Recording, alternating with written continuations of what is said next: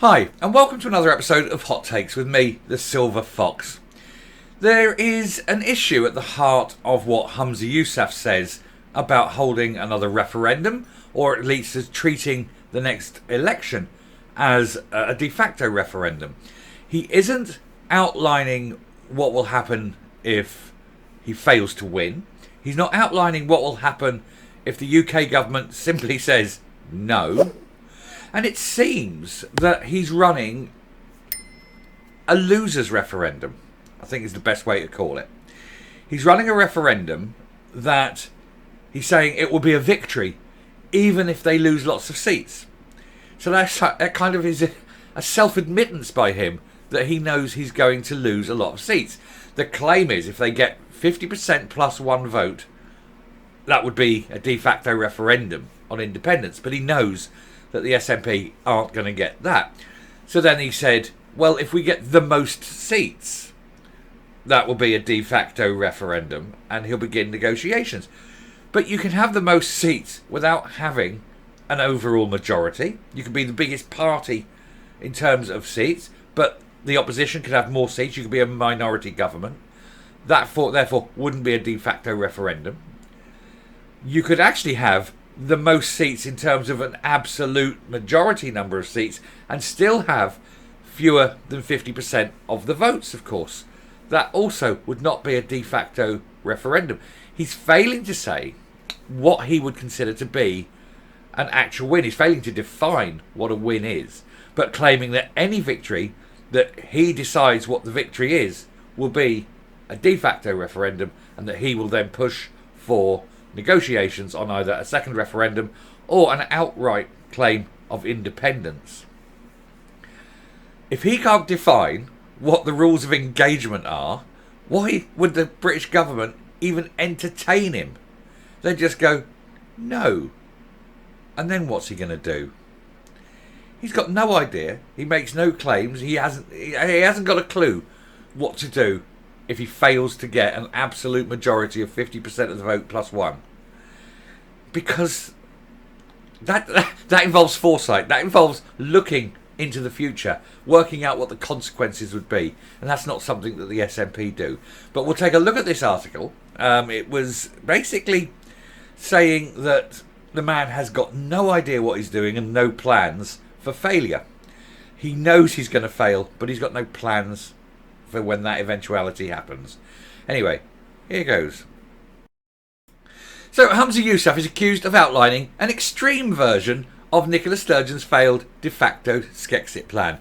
The plan that she abandoned because she knew it was a political trap. If she lost, that would give her opposition a massive stick to beat her with, time and time again. So she went, no, she's got enough nous to go, no. He hasn't. He's going with it because, you know, he's a brainy man, this guy. The First Minister claimed that winning the general election would lead to negotiations with the UK government to break up the UK. But he could not say what happened if they said no. What do you mean if they said no? They're just going to go, no, no. Mr. Yousaf, please go home. Stop annoying us. So Humza Yousaf has been accused of pushing this even more extreme version of breaking up the UK. But he'll be running the next general election to gain another, what he calls another mandate for independence. You can't have mandate, even winning the general election, as you call it, through some very strange methodology, because you won't say what a win is, won't give you a mandate, because you won't have the most votes. You won't get over 50% of the votes, and therefore, if you're calling on that, then over half of Scotland didn't vote for you. That means over half of Scotland don't want independence. That's a very brave thing you're doing, because you're about to say over half of Scotland don't want independence, but we're going for it. Do you want to cause a civil war? I mean, this is where you're going. Anyway, he said instead of focusing on winning more than 50% of the popular vote, because they know they can't, the SNP is now focusing on winning the most seats. But of course, that's a meaningless thing anyway. Which the First Minister claims will lead to either a referendum or negotiations for Skexit. It will do neither. But his party failed to answer what happens if Westminster just outright say no. Westminster will not even entertain it. They just won't. And if he carries on pushing like that and starts preparing for independence, as he says he's going to do, that is sedition. He could go to jail. And you've seen this in Catalonia when the Catalonians ran that referendum, and the Spanish government just said, that's sedition, out you go. And they put them in jail for 30 years. He said, we will take the following actions. Firstly, we will set out in a detailed document the terms we would seek in discussions with the UK government for Scotland to become an independent country. It would be called Withdrawal from Westminster, a New Partnership Agreement. You can't go in to a divorce expecting to be chummy with your ex. I mean, the fact is, you don't have the right to even pull this trick. But secondly, what do you hope to gain out once you've pulled out? You don't then have any rights or expectations from anything. If you go, you go. You're on your own. There's no further hold. There's no further requests for help. If you want to go, you go. And you can't go. People in Scotland know this, which is why they're saying no. He said this new partnership agreement between Scotland and our friends of the rest of the UK, well, if they're so much your friends, why are you leaving? He said will include draft legal text on the transfer of powers from Westminster to the Scottish Parliament, necessary to prepare for independence.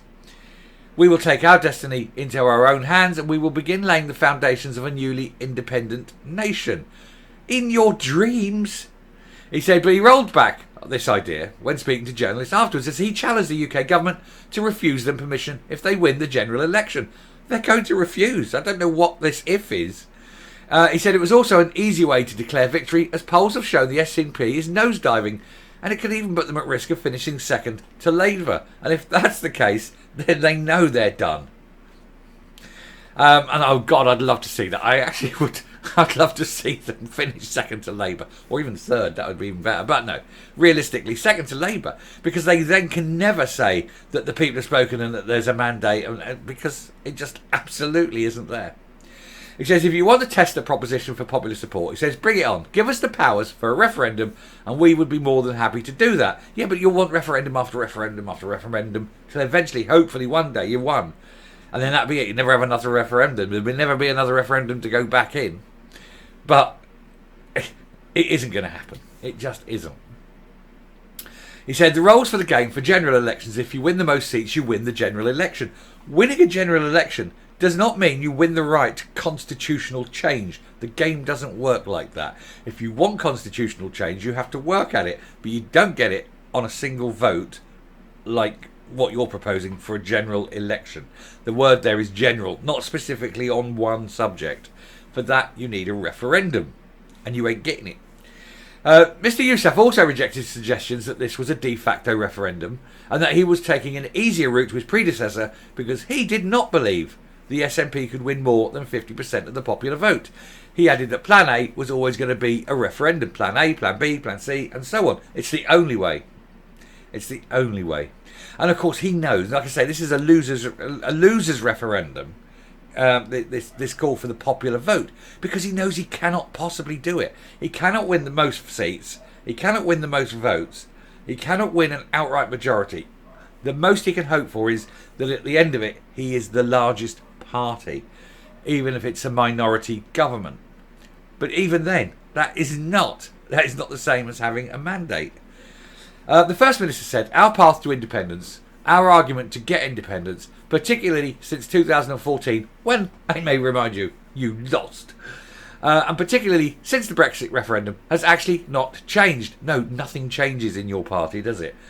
What I've said in terms of our Plan A has not changed. It remains for us standing for election, and if we win, we get a mandate for a referendum, and that has been repeatedly denied.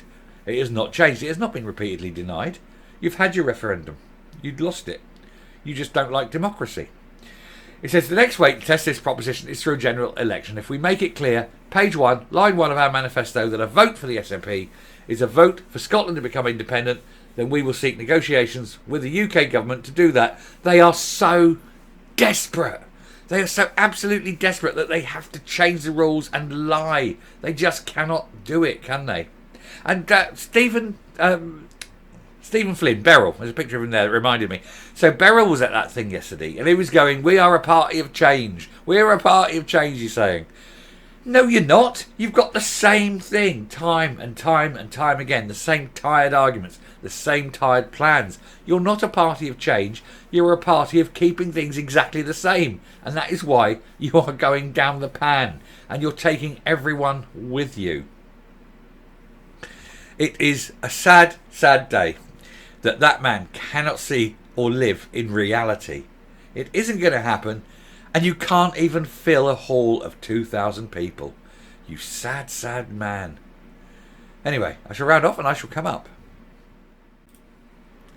So as he sits in his not-filled hall, gazing around at the people who aren't there, making speeches about things that he cannot have, to people who are so desperate for something to do on a Saturday afternoon they pay 10 quid to watch him, you have to wonder what reality the man lives in. He knows what he's talking is utter tripe, and yet he still persists in this belief that he can deliver. He cannot possibly deliver.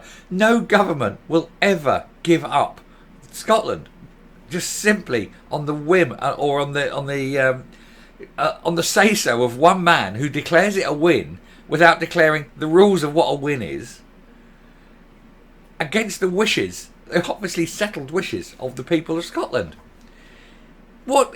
Why does he even persist in this belief? He cannot possibly believe of even the words he is saying. They must come out and he must listen to the words and go, do you know I'm talking a load of old rubbish here?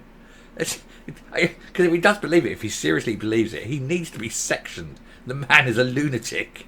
Anyway, I shall finish there. He is so... I tell you what, he's good value for money, isn't he? He sits there and he tells you things and you're like, what? Are you mental? Anyway, thank you very much for watching. If you like what you see here on the channel, please hit the subscribe button, ring the bell, leave a like, leave a comment, please share the video. And until next time, stay safe, stay well, and go to your constituencies and prepare for government. Dear heavens to Betsy, the man is deluded. Bye-bye.